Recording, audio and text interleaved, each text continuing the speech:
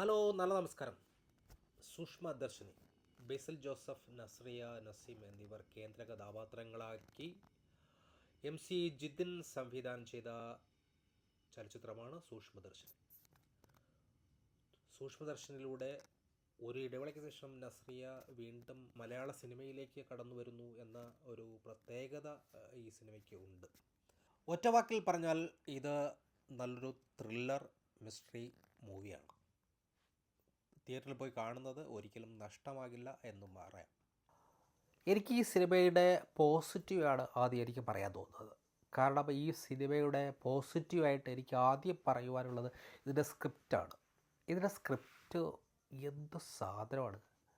സാധാരണ ഒരു മനുഷ്യന് തോന്നുന്ന ചില സാധനങ്ങളെ വ്യക്തവും സ്പഷ്ടവുമായിട്ട് നമുക്ക് മനസ്സിലാകുന്ന ഭാഷയിൽ പറയാൻ ശ്രമിക്കുന്നു. ഇപ്പോൾ നമ്മുടെ അയൽവക്കത്ത് എന്ത് സംഭവിക്കുന്നതെന്ന് ചിലപ്പോൾ നമ്മൾ ചില വ്യക്തികളെ നോക്കിയിട്ട് ഇയാൾക്ക് എന്തോ ഒരു കുഴപ്പമില്ലേ, അങ്ങനെ ചിന്തിക്കുന്ന ആ ഒരു സാധാരണ ഒരു സംഭവങ്ങളെ വളരെയധികം സൂക്ഷ്മതയോടുകൂടി ദർശിക്കാൻ കഴിയുന്ന ഒരു സാധനമാണ് ഈ സൂക്ഷ്മദർശിനി എന്ന് പറയുന്ന ഈ സിനിമ. ഈ സിനിമയുടെ പേരിൽ തന്നെയാണ് ഇതിൻ്റെ എല്ലാ കഥയും അടങ്ങിയിരിക്കുന്നത്. ഈ സിനിമയിൽ എല്ലാം ഉണ്ട്. സൂക്ഷ്മ ദർശിനി ഇതിനകത്ത് എല്ലാം ഉണ്ട്. ഞാൻ സ്പെസിഫൈ ചെയ്ത് അതിനെ സെപ്പറേറ്റ് ചെയ്ത് ഒന്നിരിക്കലും പറയാൻ പറ്റാത്തത് കൊണ്ടാണ്. കാരണം ഈ സിനിമ കാണുമ്പോൾ, കാരണം ഇതിൻ്റെ പല സാധനങ്ങളെയും പുറത്ത് പറയാൻ പറ്റാത്തൊരു സാധനങ്ങളാണ്. അത് കാരണം സ്പോയിലായി പോകുമെന്നതുകൊണ്ട് മാത്രമാണ്. ഇതിൻ്റെ ക്യാമറ ബാക്ക്ഗ്രൗണ്ട് സ്കോർ, ഇതിൻ്റെ ക്യാമറ നമ്മൾ പലരും ട്രെയിലറിൽ കണ്ടിട്ടുണ്ട്. ഒരു ഉടുമ്പ് ഇങ്ങനെ ഉത്തരത്തിൻ്റെ മുകളിൽ ഇരിക്കുന്നതും വീട്ടിൻ്റെ മുകളിൽ ഇരിക്കുന്നതും അതോടൊപ്പം തന്നെ ആ ഉടുമ്പിനെയും പിടിച്ച് കേസിൽ വരുന്നത് പോലുള്ള സീനുകളൊക്കെ, അതൊക്കെ സിനിമയിൽ കാണുമ്പോൾ ഉണ്ടാകുന്ന, ട്രെയിലർ കട്ടല്ല, സിനിമയിൽ കാണുമ്പോൾ ഉണ്ടാകുന്ന ഒരു എഫക്റ്റ് ഡിഫറൻ്റാണ്. ഇതിൽ എനിക്ക് നെഗറ്റീവായിട്ട് തോന്നിയത് 2-3 കാര്യങ്ങളുണ്ട്. ഒന്ന്, നസ്രിയ ഇതിലൊരു മിസ്കാസ്റ്റിംഗ് ആയിരുന്നു എന്നതാണ് സത്യം. പ്രിയദർശിനി എന്ന കഥാപാത്രത്തോട് നന്നായിട്ട് നീതി പുലർത്താൻ വേണ്ടി നസ്രിയയ്ക്ക് കഴിഞ്ഞിട്ടില്ല.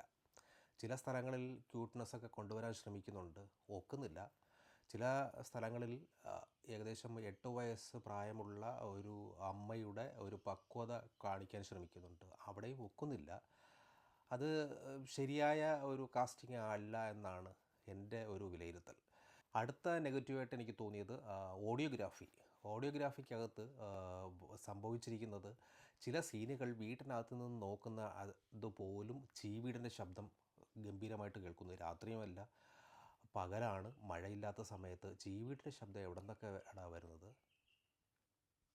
അതോടൊപ്പം തന്നെ ചില സീനുകൾ നമുക്ക് സാധാരണ നമ്മളൊരു ഹൊറർ മൂവിയൊക്കെ കാണുന്ന സമയത്ത് ചില ഭയപ്പെടുത്തുന്ന സീനുകൾ വരുന്നതിന് മുമ്പ് നമ്മളെ തയ്യാറെടുക്കാൻ വേണ്ടി ചില സൈലൻസ് ഉണ്ടാവും. ആ സൈലൻസ് ഈ സിനിമയിലും അതുപോലെ അതിന് സമാനമായിട്ടുള്ള 4 സൈലൻസ് ഉണ്ട്.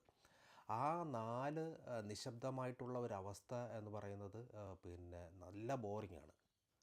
അവിടെ എന്തെങ്കിലുമൊക്കെ ചെയ്യേണ്ടതായിരുന്നു എന്നെനിക്ക് തോന്നി. പിന്നെ നെഗറ്റീവായിട്ട് തോന്നിയത് എഡിറ്റിങ്ങിലുള്ള മിസ്റ്റേക്കാണ്. ചില സീനുകൾ അൺകംപ്ലീറ്റ് ആണ്. അപ്പോൾ ആ സീനുകൾ റീക്യാപ്പിലെങ്കിലും അത് ഡീറ്റെയിൽ ആകും എന്ന് ഞാൻ പ്രതീക്ഷിച്ചു. എൻ്റെ പ്രതീക്ഷ ഉണ്ടായിരുന്നു അവസാനം എഴുതി കാണിക്കുന്ന സമയത്ത് എന്തൊക്കെ കാണിക്കാനുണ്ട് എന്നെനിക്ക് തോന്നി.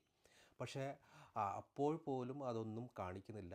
അതോടൊപ്പം തന്നെ ഈ സിനിമയുടെ ദൈർഘ്യം കൂടിപ്പോയി എന്നുള്ള ഒരു കംപ്ലയിൻറ്റും കൂടെ ഉണ്ട്. കാരണം അത് എഡിറ്റിങ്ങിലൊക്കെ ഇത് ശ്രദ്ധിക്കേണ്ടതായിരുന്നു. ഏകദേശം 2.25 മണിക്കൂറോളം സിനിമയുണ്ട്. പക്ഷേ ചില തുടക്കത്തിലെ പല സാധനങ്ങളും, ആവശ്യമില്ലാത്ത കുറേ സാധനങ്ങളൊക്കെ കയറി വന്നിട്ടുണ്ട്.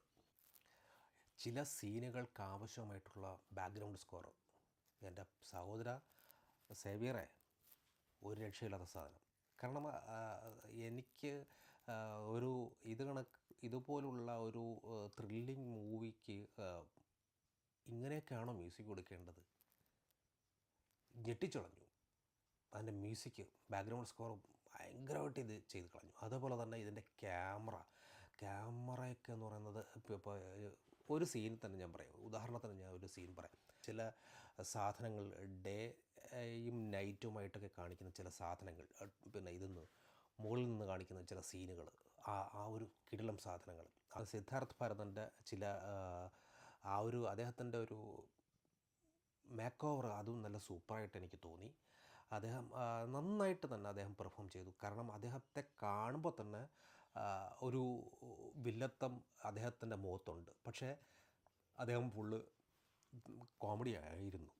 നല്ല രസമുണ്ടായിരുന്നു പുള്ളിക്കാരൻ്റെ ഒരു ആക്ടിങ് രീതി. നന്നായിട്ട് എനിക്ക് പുള്ളിക്കാരൻ നന്നായിട്ട് വർക്കൗട്ട് ആയിട്ടുണ്ട് ഈ സിനിമയിൽ. ആ കഥാപാത്രത്തോട് അദ്ദേഹത്തിന് നന്നായിട്ട് നീതി പുലർത്താൻ സാധിച്ചിട്ടുണ്ട്. തീർച്ചയായും ഈ സിനിമ തിയേറ്ററിൽ പോയി കാണുന്നത് ഒരിക്കലും നഷ്ടമല്ല.